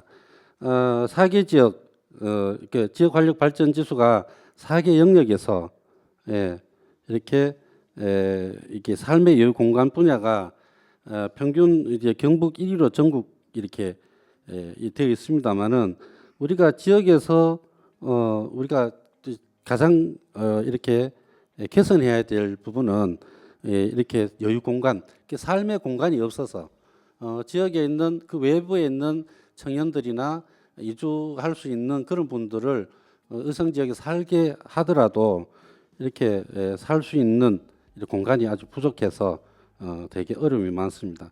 그러나 우리 지역은 이렇게 지역이 엄청 넓습니다. 면적 군 지역 중에서도 지역이 넓다 보니까 이 공간은 많으나 이 공간을 활용할 수 있는 그런 부분이 부족하다고 할 수 있겠습니다. 예. 우리 프로젝트는 어떻게 이렇게 만들어 갈까 좀 전에 말씀드렸다시피 의성은 심각한 인구 감소의 지역입니다. 그래서 인구 소멸 문제를 어떻게 해결할까 하는 부분들을 고민하다가 다양한 분야에서 이렇게 의료, 돌봄, 경제의 재능 기부를 통해서 이런 자원봉사자들을 유입해서 지역사회 문제 해결하는 어떤 그런 활력을 만들어 보자, 이런 의미에서 이 프로젝트를 시작하게 되었습니다. 저희가 우리 김부육센터장님이 처음 이렇게 뵙고 말씀을 해주시는 부분에 이 프로젝트가 시작될 때 이 사업을 시작하기 위해서 우리 자원봉사자의 역할, 우리 자원봉사센터의 역할이 이렇게 지역 활력에, 지역 소멸되는 지역을 활력을 부어서 좀 해결할 수 있는, 지역사회 문제를 해결할 수 있는 방안을 좀 만들어 보자라는 말씀을 해주셨습니다. 저희가 이제 우리 지역을 이렇게 다니는, 드나드는, 그리고 방문하는 분들을 좀 더 우호적이고 좋은 관계를 맺어서 이렇게 유동 인구를 관계 인구하고 그 관계 인구를 정주 인구화하자라는 그런 말씀을 해주셨습니다. 그렇다면은 의성도 분명히 가능할 것이다. 그런데 우리 의성 지역은 관광지가 아닙니다. 우리 경북 지역의 청송이라든지 문경이라든지 경주, 포항 이런 것처럼 관광지가 전혀 없습니다. 오리지널 그냥 농촌에 마늘 농사 많이 짓고 벼농사 많이 짓고 이런 지역이거든요. 그래서 그렇다면은 이 외지에 있는 도시에 있는 사람들 어떻게 하면 우리 의성에 오게 할 수 있을까라는 고민들을 계속하고 있습니다. 그래서 의성을 방문하는 그런 청년들, 이런 사람들을 의성에 오게 해서 좀 더 관계 인구화를 좀 해서 정주화까지 하자라는 목표를 하고 있습니다만은 정주화까지는 어렵더라도 그래도 관계라도 잘 맺어보자라는 그런 생각에 여러 진행을 했습니다. 또 저희가 이런 성공적인 프로젝트를 추진하기 위해서 누가 어떻게 할 거냐? 우리 자원봉사센터 혼자만이 할 수 있는 일이 아니다. 물론 중앙자원봉사센터에서 저희가 공모를 해서 저희 응모를 했습니다. 해서 우리 경북에 유일하게 의성군이 선정되어서 예산은 뭐 2천만 원 주시겠지만은 그 2천만 원 가지고 우리 혼자 해서 되겠냐라는 고민들이 있었죠. 그래서 우리는 항상 그 고민을 해결하기 위해서 이렇게 지역에 있는 분들을 찾아갔습니다. 먼저 의성군에 찾아갔죠. 저희가 이 업무 담당하는 선생님은 김나윤 선생님인데, 김나윤 선생님은 이 프로젝트를 계획하고 기획하면서 필요한 어떤 자원들을 섭외를 하고 다녔습니다. 함께해 주실 그 상인회장님, 함께해 주실 또 지역에 있는 자원봉사자분들, 또 함께 같이 또 할 수 있는 또 농가들, 이런 부분들 찾아다니고, 저는 의성군청을 문화관광과 청년정책과 물론 복지과는 당연히 가야 되고요. 이렇게 해서 예산을 받아올 수 있는 곳을 찾아다녔습니다. 그래서 의성군에 가서 기농기촌 하는 분들도 찾아갔고요. 이렇게 해서 저희가 예산을 받아왔는데, 물론 중앙자원봉사센터에서 예산을 2천만 원 주지만은 이것만 해서는 되지 않는다. 제 생각은 우리 자원봉사센터뿐만 아니라 지역에서도, 공공에서도 함께 추진해야 좀 더 효과적인 성과를 얻을 수 있다.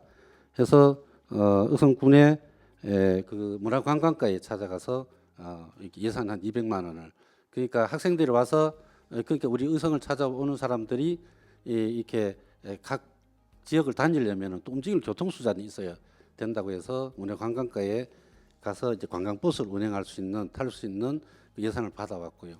그리고 물론 저희가 이제 대상은 좀 이따 설명드리겠습니다만은 청년들입니다. 특히 대학생들입니다. 그럼 그 대학 청년들이 와서 의성에서 체류하면서 또 체험할 거, 또 활동할 내용을 하려면은 우리 의성에는 청년 정책과가 있습니다. 그리고 청년 정책과의 또 중간 지원 조직이 의성군 청년 지원센터가 있습니다.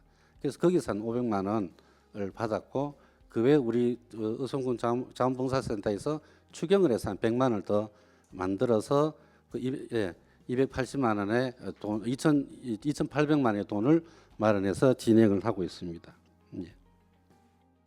그리고 진행은 의성 여성봉사회, 그리고 가족봉사단, 기농기촌연합회, 의성군 청년센터와 함께 프로그램을 진행을 했습니다.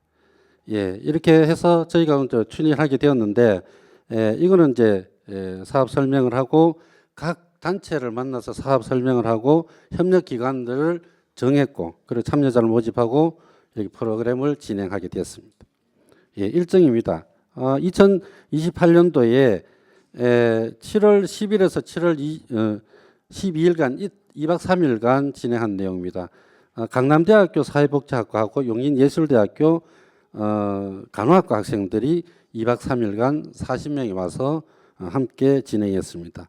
로컬 문화 체험을 하고요. 그다음에 뭐 시골 밥상 우리 읍면여성봉사회 이렇게 회원님들이 밥을 지역에서 자란 농산물 직접 농사지은 걸 가지고 식사를 제공했고요. 그다음에 안기시장 투어에서 지역 사회에 있는 어떤 시장을 다니면서 전통 시장을 곳곳을 다니면서 미선을 해결하는 그런 했고, 그다음에 농촌 일손돕기입니다. 농촌 일손돕기는 사실 우리 대학생들이 농가를 한 1년 한 250명 정도 다녀갑니다. 그런데 농촌 일손돕기를 하면 대부분 혼자 계신 어르신, 예, 혼자 계신 어르신, 그다음에 이렇게 어렵게 농사 짓는 분들에게 갑니다. 그런데 이번에는 달리 지역 청년, 그러니까 도시에 사는 청년이 의성에 와서 정착하는 어른 농촌에 농가에 가서 예, 사진을 보래요. 예, 예, 이렇게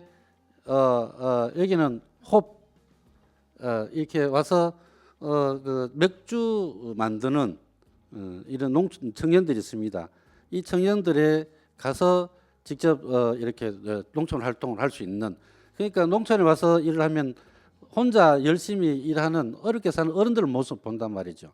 저희는 청년들이 꿈을 가지고 농촌에 와서 농사를 짓고 청년들이 그 꿈을 키워가는 모습을 보여주고 싶어서 농활 대상자들을 청년 농업인들을 대상으로 했습니다. 그래서 이분은 홉을 생산해서 직접 맥주를 만드는 그런 청년입니다. 그래서 여기 보시면 의성라거, 그다음에 이렇게 안개 평야라는 것을 맥주를 만들었는데, 여기 오늘 가져왔습니다. 이거 어제 또 온 겁니다. 이 맥주는 지금 학생들에게 택배로 보내졌습니다. 예. 그래서 이제 그다음에 이렇게 해서 직접 맥주를 만드는 체험을 통해서 청년들이 농사를 지으면서 꿈을 키워가는 모습들을 보고 직접 얘기도 듣고 그런 기회를 가졌습니다.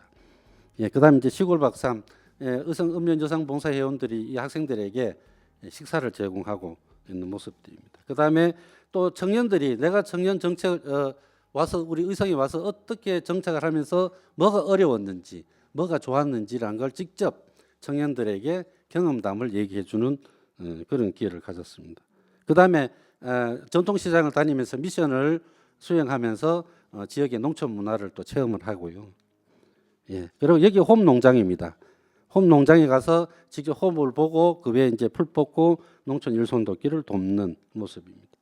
예, 그다음에 우리 의성에 보면 드론 체험장이 있습니다. 드론 직접 날려보고 같이 게임도 해보고 그런 체험을 했고요.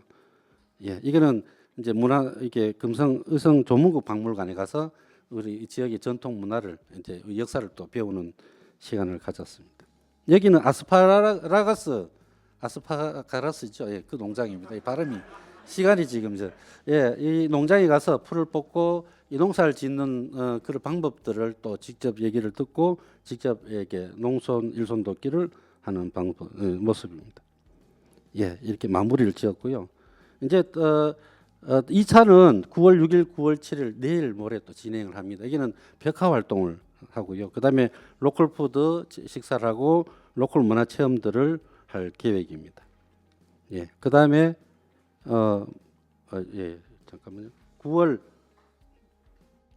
21일, 22일 3차 요때는 대구 한의대 학생들이 옵니다. 한 40명이 와서 하루 온종일 의료 봉사를 하고 그다음에 또 우리 문화 체험을 하고 우리 의성 지역을 좀 더 긍정적으로 어떤 그런 관계를 맺을 수 있게끔 이렇게 홍보하는 그런 시간을 갖습니다. 여기도 2박 3일인데 저희가 빙계계곡이라는 곳이 있습니다. 거기 카라반을 다 빌렸습니다. 거기 그 학생들이 숙식을 하면서 우리가 의성을 체험할 수 있는 그런 시간을 가질 계획입니다. 예, 우리는 이렇게 인구 소멸 지역이라고 말씀을 하고 있습니다만 저희는 이렇게 지역 활력 사업을 통해서 소멸이 아니라 다시 청년들이 와서 잘 생활할 수 있는 그런 여건들이 된다라는 걸 홍보를 많이 해서 청년들 언제든지 의성을 방문하고 또 여행도 올 수 있고 또 여행을 와서 긍정적으로 생각한다면은 정착도 할 수 있는 그런 기회를 우리는 드리려고 애쓰고 있습니다. 예, 그렇죠. 이상입니다. 예, 감사합니다.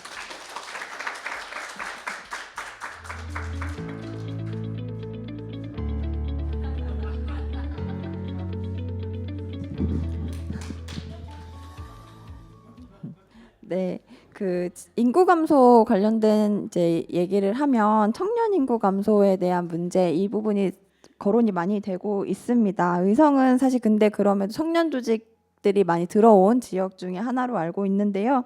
이 청년 조직과 이 대학생들을 연계를 해서 대학생들의 의식을 변화시키려고 했던 점이 좀 새로운 지점이었던 것 같습니다. 네, 다음으로 마지막 사례 발표입니다. 하동군 센터의 사례를 들어볼 텐데요. 하동은 이제 본론 투어를 진행하고 있는데 지역 기반의 이제 다양한 단체, 기관들과 네트워크를 통해서 기획을 함께 해 나가면서 본론 투어를 진행하고 있어요. 예, 군청에서 오셨습니다. 하동군청의 도경현 계장님을 모시고 이야기를 들어보겠습니다.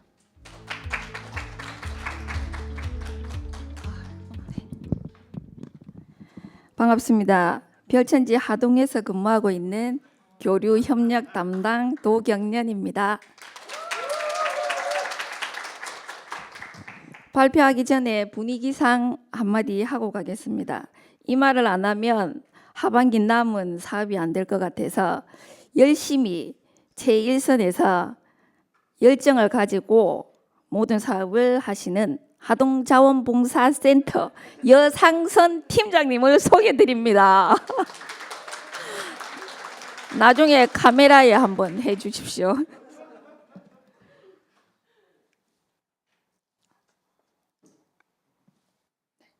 혹시 이런 경험이 있으실까요? 병원이 없어가지고 병원을 가기 위해서 이른 새벽 첫 차를 타고 마을 정류소를 지나서 터미널을 지나서 병원에 10분 진료 받고 오면 집에 오면 하루가 다가버리는 상황.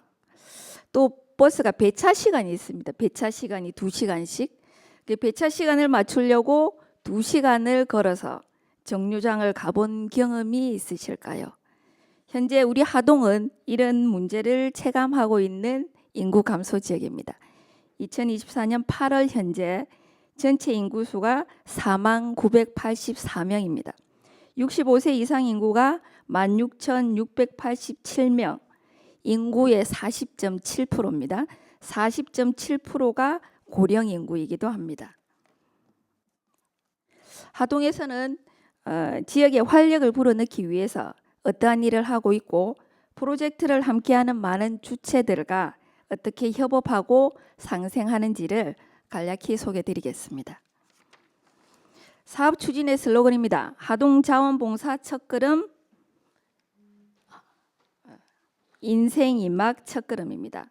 하동에서 주민과 어울리면서 자연스러운 삶과 이야기를 경험하고 또 관계 인구 유입을 유도하면서 인생 이막을 위한 선택지로 하동을 고려할 수 있도록 하였습니다. 자, 지도에서 보시면 저희 하동구는 읍 1개, 읍과 12개의 면으로 구성이 되어 있습니다. 하동은 강과 바다, 산에 둘러싸인 삼포지향입니다. 하동만이 가지고 있는 매력적인 자원을 지리산, 섬진강, 코스모스, 남해바다 4개의 건역으로 나누어서 자매결연 도시의 자원봉사자들을 초청해서 1박 2일간 하동살이를 체험하는 프로그램입니다.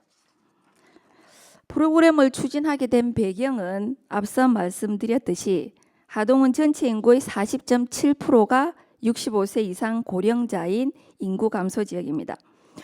지역 활력을 일으키기 위해서 무엇을 해야 할까 고민하다가 하동의 물적, 문화적 풍부한 인프라를 활용해서 관계 인구를 확장하고 지역과 자원봉사를 연결하는 새로운 자원봉사의 모델이 필요하다고 느꼈습니다. 다음에 목표 설정은 3가지로 했습니다. 첫 번째, 자원봉사자를 지역 문화와 연계를 하고 주민의 살아가는 이야기 속에서 보람과 가치를 느낄 수 있도록 주민들과 함께하는 볼런투어. 두 번째, 행정과 자원봉사센터의 긴밀한 협력. 세 번째, 지역 자원가의 네트워크 형성에 중점을 주었습니다. 번듯한 리조트, 펜션보다 마을에 있는 마을회관, 민박 등에서 머물면서 함께 감자 삶아 먹고 옥수수 나눠 먹고 또 비 오면 부침개를 부쳐 먹을 수 있는 고향에 온 듯한 친근한 인상을 심어주고 싶었습니다. 추진 주체입니다.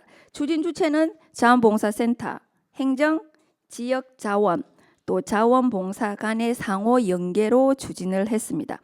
사업을 추진하면서 중앙 센터 또 멘토님의 또 피드백을 저희가 받고 방향을 잡아갔습니다.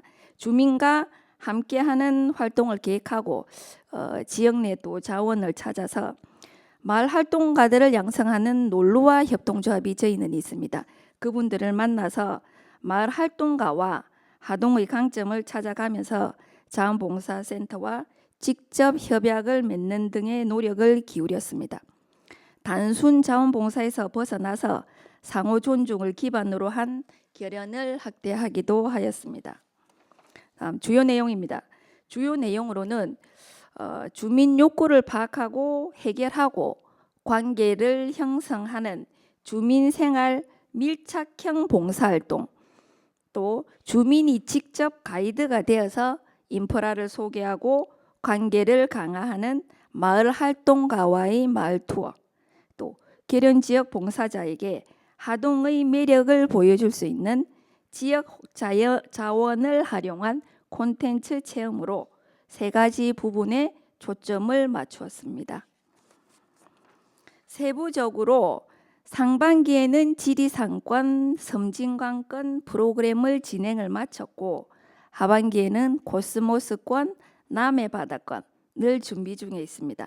원활한 프로젝트 운영을 위해서 프로그램 외에도 다방면에서 쉼없이 노력하고 있습니다. 사업 추진 현황입니다.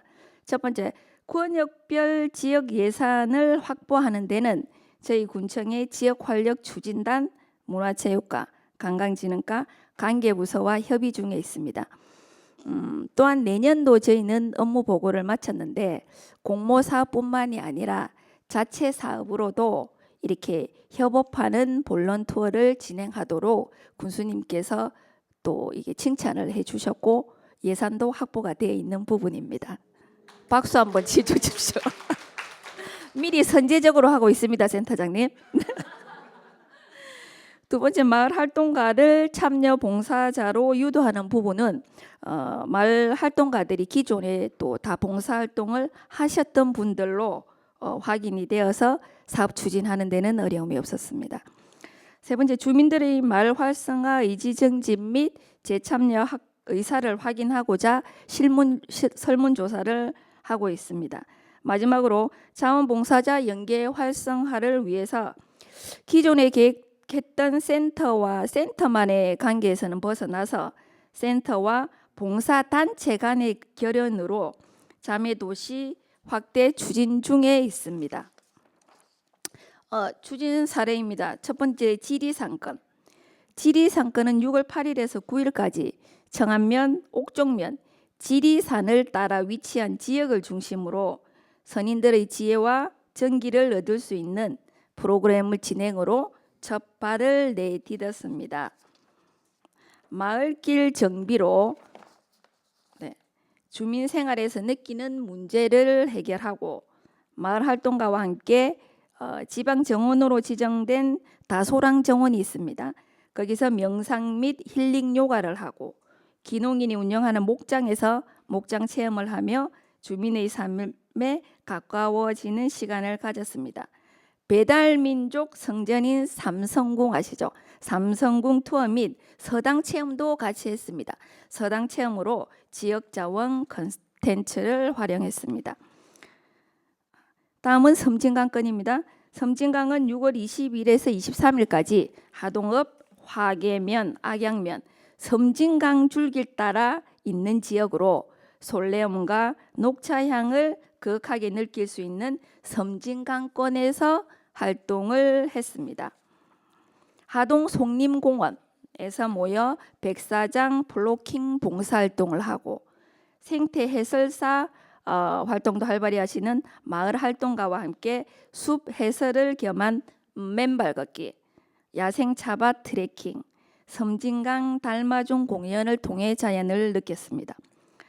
마을을 속속들이 하는 숙소 주인들이 호스트가 되어서 생태과학관, 꽃차 체험, 와인 시험, 마을 산책 등의 컨텐츠를 활용해 하동을 체험했습니다. 여기 행사를 진행할 때 비가 왔었는데 송림공원 맨발 걷기를 할 때 한 50대 남성분이 오셨는데 그분은 국민학교를 나오셨죠.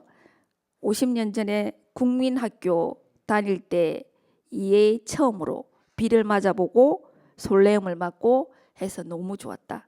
추억을 많이 안고 간다고 하는 말씀도 많았습니다. 지금 상반기에 이해는 했고 이해까지 진행한 지금 중간 평가입니다.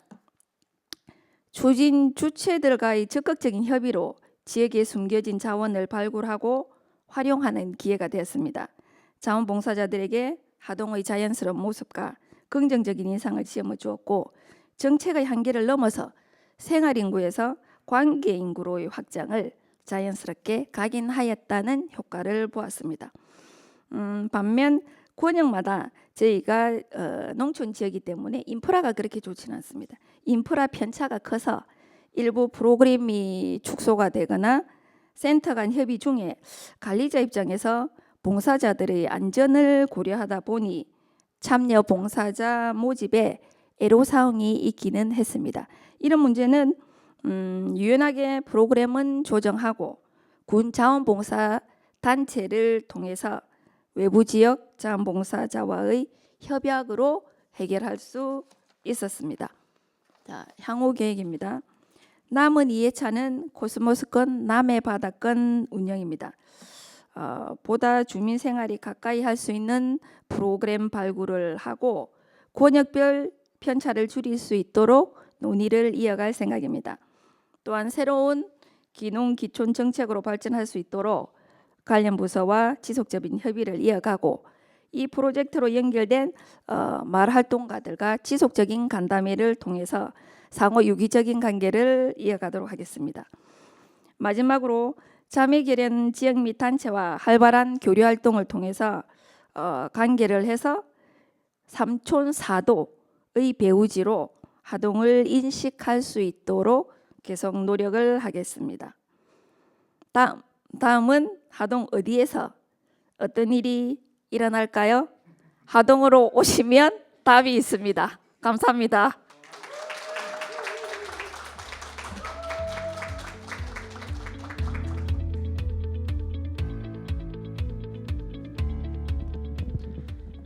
네, 그 하동군 활동에는 저랑 팀장님이랑 참여를 했었던 지역입니다. 근데 하동은 특히 그 군과 행정과 자원봉사센터의 케미가 진짜 돋보였던 지역이었습니다. 이렇게 센터랑 행정과 이렇게 협업을 해서 다양한 기관들이랑 협력을 하다 보니까 이런 긍정적인 변화가 만들어지지 않았나 생각이 듭니다. 네, 5개 사례 발표 어떠셨어요? 네, 저는 되게 즐겁게 들었는데 다들 즐거우셨죠? 네, 그 제가 앞서 공유드린 변화의 지점들을 이 사례들을 통해서 확인하는 시간이었기를 바라겠습니다. 네, 마지막 순서가 하나 남았습니다. 저희가 그 윤희철 센터장님을 모시고 저희 마지막 그 스피치 강의를 들을 건데요. 이 윤희철 박사님은 저희랑 2023년 책임연구원으로 좀 참여를 해주셨고 2024년 올해는 이 프로젝트의 그 책임 멘토로서 활동을 해주고 계세요. 그래서 누구보다 이 저희와 함께 밀착해서 하고 있었던 분이어가지고 아마 이런 저희가 앞서서 고민했던 지역 관료의 요소들 이런 것들을 다 한번 정리해서 발표를 해주실 거거든요. 네, 큰 박수로 마주하도록 하겠습니다.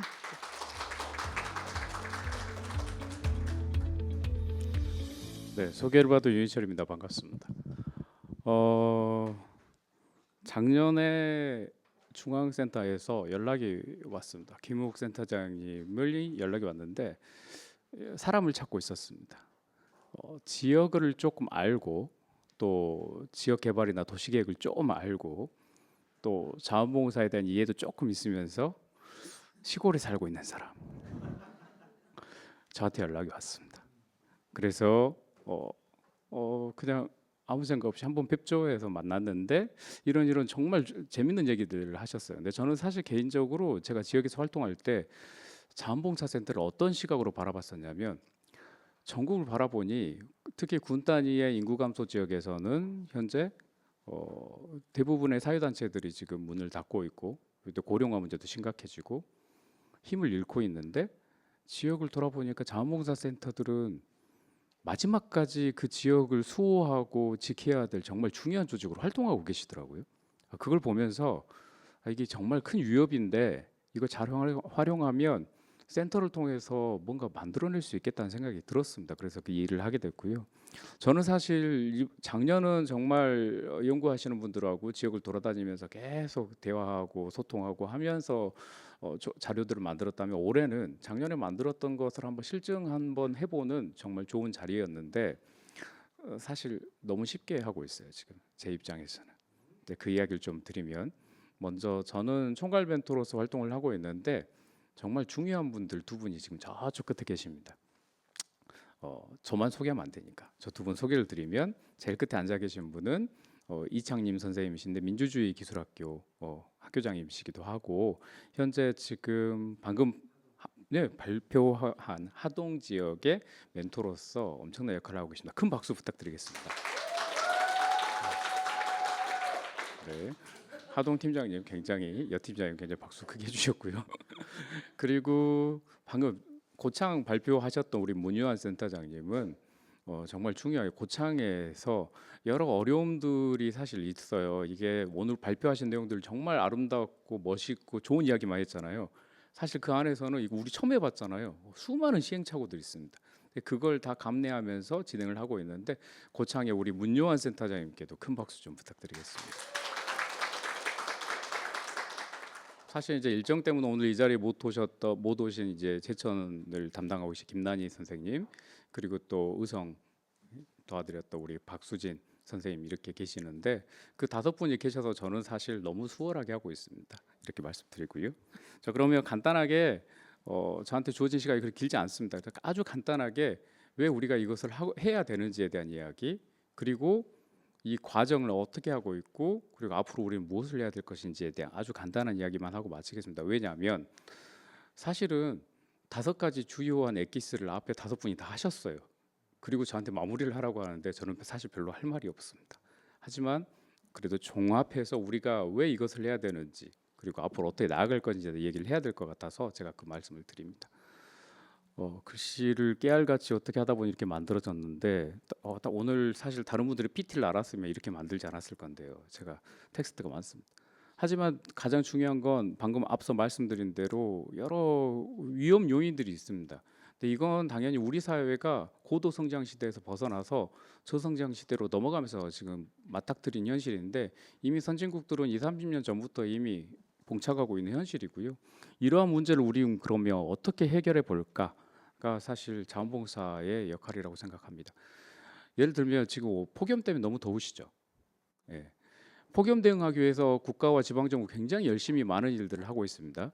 근데 재밌는 사실은요. 아무리 폭염 대응을 한다 하더라도 그 지역의 온도를 낮출 수는 없습니다. 그런데요. 시민들은 대응을 해달라고 요구합니다. 그 말의 의미는 뭘까요? 내가 좀 일상에서 시원하게 살고 싶어. 폭염 때문에 고통받지 않고 싶어라는 목소리입니다. 저는 이것이 우리 자원봉사한테도 똑같이 역할이 똑같은 이야기라고 생각이 드는 게 자원봉사 센터가 지역의 시민들이 지역의 활력을 불어넣고 더 나은 삶을 살 수 있도록 할 수 있는 그동안의 자원봉사가 해왔던 것들을 키워가는 방법을 제공한다면 충분히 가능하다고 생각합니다. 앞서 보여드렸던 그 사례 5가지는 그 이야기를 하고 있는 것이고요. 또 최근에 자원봉사하는 패러다임도 바뀌어가고 있습니다. 새로운 적응들도 해야 되고요. 이제 그런 상황에서 우리는 무엇을 해야 될 것인가가 이제 나아가야 될 문제입니다. 이거 뒤에는 좀 이따 다시 설명드리고, 먼저 멘토링은 어떻게 진행했냐면, 제가 너무 쉽게라고 했는데 사실 중앙센터 입장에서는 정말 머리를 많이 써야 했습니다. 왜냐하면 볼런투어라든지 집술이라든지 사실 이미 지역센터들이 하고는 계십니다. 그런데 그걸 과거처럼 그냥 하는 게 아니라 다른 정책과의 연계, 다른 기관과의 연계, 그리고 또 센터 직원들이 주도적으로 기획하는 역할까지 나아가려면 손댈 부분들이 굉장히 많았죠. 그래서 선정하는 과정부터 굉장히 신경을 썼었고, 처음에 들어왔던 선정 과정의 그 사업 보고서, 사업 계획서를 너무 재밌었던 건 다들 어떤 느낌이냐면, 과연 이대로 했을 때 지역 활력이 가능할까라는 고민이 있었거든요. 그런데 놀랍게도 5분의 멘토분들이 나서서 어찌 보면 너무 강하게 이렇게 하자고 제안을 한 것들을 감사하게도 지역센터에서 다 수용을 해주셨습니다. 그리고 그대로 해주셨고요. 더 나은 방법들을 제안했을 때 보통 우리가 멘토링하면 2번, 3번 하고 많은데 5번 하게 되고, 또 여기서 끝나는 게 아니고 멘토링을 하셨던 멘토들과 지역센터 관계자들이 모여서 워킹그룹 회의를 계속하게 되고, 지금 오늘 이제 중간인 단계인 중간 보고회까지 오게 됐습니다. 이런 과정을 통해서 크게 이번 사례는 5가지 중에서 3가지 유형화가 가능하더라고요. 하나는 태안하고 제천 같은 경우는 그러니까 이주민하고 원주민 또는 선주민과의 상생 협력을 어떻게 할 것인지 정말 좋은 사례를 만들어주고 계세요. 그러니까 요즘 이제 이주 다문화에서 외국인들이 우리나라로 들어오는 경우도 많고, 그걸 어떻게 적용할 것인지, 태안 같은 경우는 새로 들어오는 이주민들이 어떻게 선주민들과 함께 협력할 것인지, 이런 것들을 정말 뻔한 이야기일 수 있는데 자원봉사센터가 매개가 돼서 살을 채우는 과정들을 볼 수가 있었고요. 또 고창 같은 경우는 문희안 센터장 발표를 통해서 너무 잘 보시겠지만 집술이 너무 간단하죠. 근데 이걸 가지고 있는 자원과 연계하니까 엄청나게 일이 커져가고 있죠. 예산도 그렇지만 자원봉사센터 안에서 이미 갖고 있었던 여러 봉사단들과 연계해서 사업을 하다 보니까 예산이 들이지 않더라도 자원봉사자들의 일감 발굴과 함께 뿌듯함을 느끼게 만드는 그런 역할까지 가능해졌고, 또 볼런투어도 제가 그동안의 볼런투어가 너무 안타까웠던 건 좋은 취지긴 한데 너무 똑같은 프로그램, 똑같은 활동, 그리고 담당하는 그 활동가 입장에서 그 센터 직원 입장에서 굉장히 매번 이걸 새롭게 기억해야 되고 하는 부분이 굉장히 어려웠었죠. 근데 이런 부분들을 해결할 수 있는, 지역에 특화시켜서 적용할 수 있는 방법들을 찾아갔던 것들이 주요했다고 생각을 합니다. 그런 차원에서 저희가 이제 어떤 생각을 했냐면, 한 5가지 정도, 그러면 작년부터 올해까지 이걸 관통해오는 줄기를 한 크게 5가지로 생각을 해봤는데, 첫 번째는 자원봉사센터는 사람이 있습니다. 다른 조직이 없는 게 정말 중요한 사람이 있습니다. 사업비 아무리 많아도요, 건물을 아무리 세워놔도요, 운영관리 못하면 끝입니다. 그런데 자원봉사센터는 자원봉사자라는 중요한 휴머네어가 있습니다. 이분들하고 함께 지역사회 문제 해결을 할 수 있는 중요한 자원산을 갖고 있어요. 이건 다른 조직이 아무도 갖고 있지 못한 중요한 부분이고요. 또 하나는 다양한 자원봉사 활동의 확산과 발전이 가능하다라는 건데, 이번에 보여주셨다시피 세계 지역에서 기존의 프로그램, 전혀 색다른 프로그램은 아니죠. 근데 그걸 더 업그레이드하는 과정에서 지역에 있는 수많은 기관과 단체들, 그리고 또 자원봉사 센터가 갖고 있는 조직까지 활용해서 이걸 키워가는 것들이 앞으로의 자원봉사센터가 새롭게 보여줄 모델의 하나의 모습이라 생각이 들고, 또 하나, 그리고 3번째는 이주민하고 원주민 간의 상생과 협력을 어떻게 촉진할 것인지를 끊임없이 고민하시는 부분에서 우리의 센터가 앞으로 노력을 한다면 이렇게 할 수 있겠구나라는 사실을 보여줄 수 있습니다. 그리고 이제 2가지를 더 말씀드리면, 이제 지역 자원을 활용한 자원봉사 활성화입니다. 기존에 이미 자원들은 다 가지고 계십니다. 그 자원이 자원봉사 센터의 입장에서는 활용하기가 너무 쉽습니다. 부서 간의 칸막이가 존재하지만 재밌게도 제가 전국을 돌아다니면서 느낀 건 자원봉사 센터는 그 부서 간의 칸막이를 넘어설 수가 있습니다. 왜냐하면 하다못해 어떤 행사를 하든 축제를 하든 무언가 일을 할 때 모든 해당 지자체의 부서는 자원봉사 센터에 연락을 해야 됩니다. 그 굉장히 부서 간 칸막이가 없는 중간 지원 조직이라고 볼 수도 있습니다.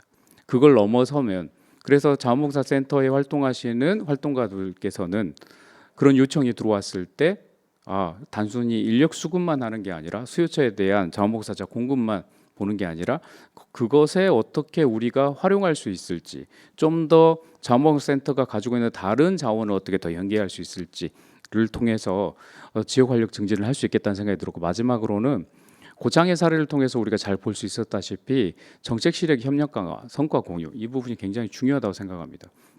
지금 당장 자원봉사 센터에 내년 예산을 더 늘려주십시오는 어렵지만 다른 센터가 가지고 있는 수많은 예산들, 중간 지원 조직들이 갖고 있는 정책들, 그리고 각 부서마다 갖고 있는 힘을 자원봉사 센터를 통해서 활용할 수 있는 거죠. 당장 여기서 우리가 무엇을 할 수 있습니다. 어떤 사업은 가능합니다는 어렵지만 제가 보기에는 지금 여기에 참여하신 센터에서 활동하시는 여러분들께서는 이미 그 답을 알고 계십니다. 이제 그걸 어떻게 움직이냐는 또 시행착오를 거쳐서 찾아야 가야 될 길이라고 생각을 합니다. 제가 드렸던 마지막 PPT 파일이 이게 아닌데 지금 하나가 빠졌습니다. 제가 올라오는 기차 속에서 문득 생각이 나서 넣었던 건데 파일이 바뀌어서 한 가지만 말씀드리면 이 지역의 자원봉사 센터가 그동안 현재 지금 직면하는 문제는 힘들고 어렵다고는 하지만 앞으로 새로운 해결책을 발견할 수 있는 중요한 단서들을 보여준다고 생각합니다. 앞서 보여드렸던 수많은 위기들, 기후 위기나 사회적 양극화나 청년 실업, 인구 고령화, 지방 소멸, 여러 가지가 많죠. 이전 세대는 이 문제가 없었기 때문에 사실상 크게 고민하지 않았지만 우리는 이제 고민을 해야 됩니다. 그런데 재밌게도 그 지역 내에서 여러분들이 계신 지역 내에서 이 고민을 범용적으로 이 용어 정말 싫어하시더라고요. 자원봉사센터에서 우리가 어디까지 일을 다 해야 되냐 이런 것들 때문에. 하지만 범용적으로 할 수 있는 유일한 조직은 자원봉사센터입니다. 이 기회를 활용하십시오. 그래야 지역을 살릴 수가 있습니다. 지역 활력 증진의 일꾼으로서 그리고 중요한 사명감을 갖고 움직이신다면 정말 지역을 스케일업하는 새롭게 활력을 증진하는 새로운 길을 여러분들께서 열 수 있으리라 생각을 해봅니다. 감사합니다.